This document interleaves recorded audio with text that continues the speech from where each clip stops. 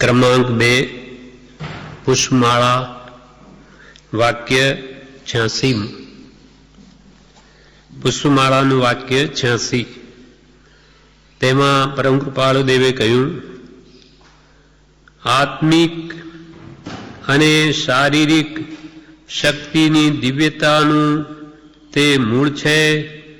એ જ્ઞાનીઓનું અનુભવ સિદ્ધ વચન છે. આત્મિક અને શારીરિક શક્તિની દિવ્યતાનું તે મૂળ છે. એ જ્ઞાનીઓનો અનુભવ સિદ્ધ વચન છે. આત્મિક આત્મા સંબંધી અને શારીરિક એટલે શરીર સંબંધી પણ શક્તિ વધે, દૈવિક શક્તિ વધે, દિવ્યતા. તેનું જે મૂળ છે તે શું? તો કે બ્રહ્મચર્ય. આનું પહેલાનું જે વાક્ય હતું 85મું તેને અનુસંધાનમાં છે. એટલે જેમ મને 85મું વાક્યમાં એમ કૃપાલદેવે કહ્યું, જેમ મને તેમ આજના દિવસ સંબંધી સ્વપત્ની સંબંધી પણ વિષયાસક્ત ઓછો રહેજે.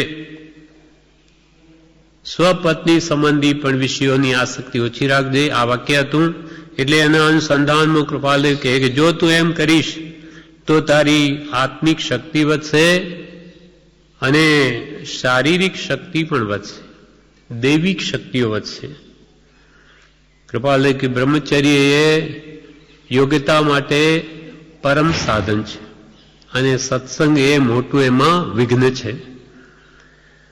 એટલે બ્રહ્મ એટલે મુખ્યત્વે તો આત્મામાં ચર્યા રમણતા એ નિશ્ચય બ્રહ્મચર્ય છે, પણ એના માટે બાહ્ય બ્રહ્મચર્યની પણ આવશ્યકતા છે. જ્યાં સુધી પવિત્રતા હૃદયમાં નહીં હોય ત્યાં સુધી એ આત્મા સંબંધી વિચાર કરવાને પણ યથાયોગ ભૂમિકાને પ્રાપ્ત થતો નથી. માટે આત્મિક અને શારીરિક શક્તિની દિવ્યતાનું પણ તે મૂળ છે. જ્ઞાનીઓનો અનુભવ સિદ્ધ વચન છે. નાની પુરુષો આ અનુભવીને કે છે અનુભવ સિદ્ધ વચન છે જ્ઞાનીઓનું. આના વિવેચનનો બ્રહ્મચારી કહે છે, કામાંધ જીવો પોતાનું અને પરનું હિત વિચારી શકતા નથી. કામાંધ જીવો પોતાનું અને પરનું હિત વિચારી શકતા નથી. તે કામનો અંધાપો દૂર થાય તો આત્મિક અને શારીરિક દિવ્ય શક્તિ ઉત્પન્ન થાય છે. જો કામનો અંધાપો સત્પુરુષના બોધ બળે જો દૂર થાય તો એથી આત્મિક અને શારીરિક શક્તિ તે દિવ્ય થાય, એટલે દૈવી શક્તિઓ પ્રગટે છે. કામાનજી પોતાનું પણ હિત વિચારી શકતો નથી અને બુદ્ધિ મલિન હોવાથી એ પરનું હિત પણ વિચારી શકતો નથી. પહેલા રાગથી આત્માના ગુણોની ઘાત થાય અને શરીર ક્ષીણ થાય એ ઉપાયમાં પ્રવર્તતો હતો. તે રસ્તો બદલવાથી આત્મવિચાર કરવાનો અવકાશ મળે છે. જ્યાં સુધી જ્ઞાની પુરુષ મળ્યા નથી, બ્રહ્મચર્યનું મહાત્મ્ય ભાસ્યું નથી, ત્યાં સુધી તે રાગમાં પ્રવૃત્તિને આત્માના ગુણોની ઘાત કરતો હતો અને એનાથી શરીર પર ક્ષીણ થાય એ ઉપાયમાં પ્રવર્તતો હતો. કેમ કે ભોગે રોગ ભયમ.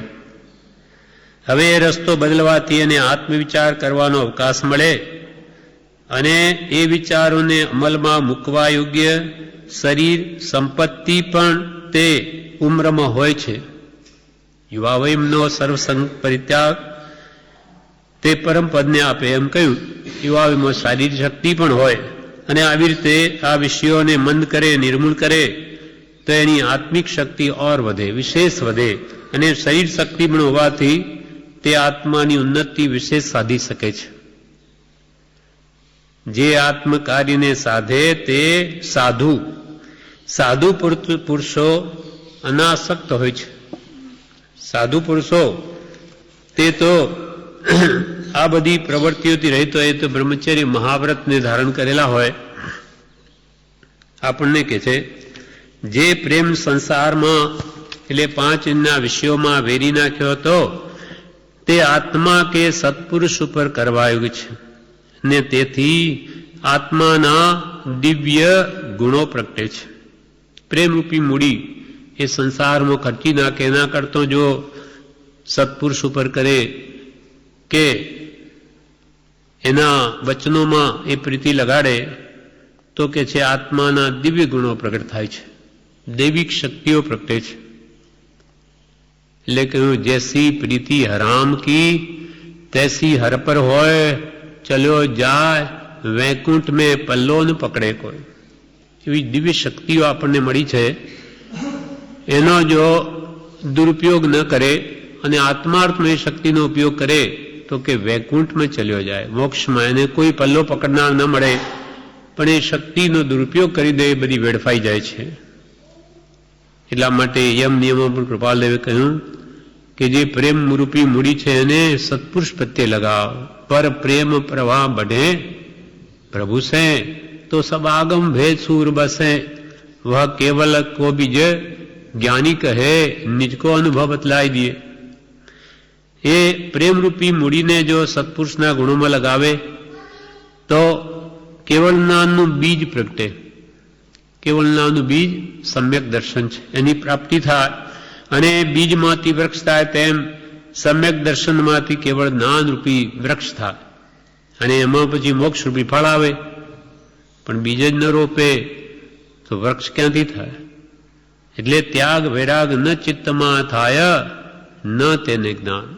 જે ત્યાગ વૈરાગમાં વર્તે, આવા વિષયોની વૃત્તિને મંદ કરી તો જ એ સંકિતને પામે અને સમ્યક દર્શન પામીને કેવળ જ્ઞાન સુધી પહોંચી શકે. આ પ્રમાણે એ કહ્યું કે આત્મિક અને શારીરિક શક્તિની દિવ્યતાનું બ્રહ્મચર્ય તે મૂળ છે. એ જ્ઞાનીઓનું અનુભવ સિદ્ધ વચન છે. જ્ઞાની પુરુષો અનુભવીને આકે છે. હવે વાક્ય 87.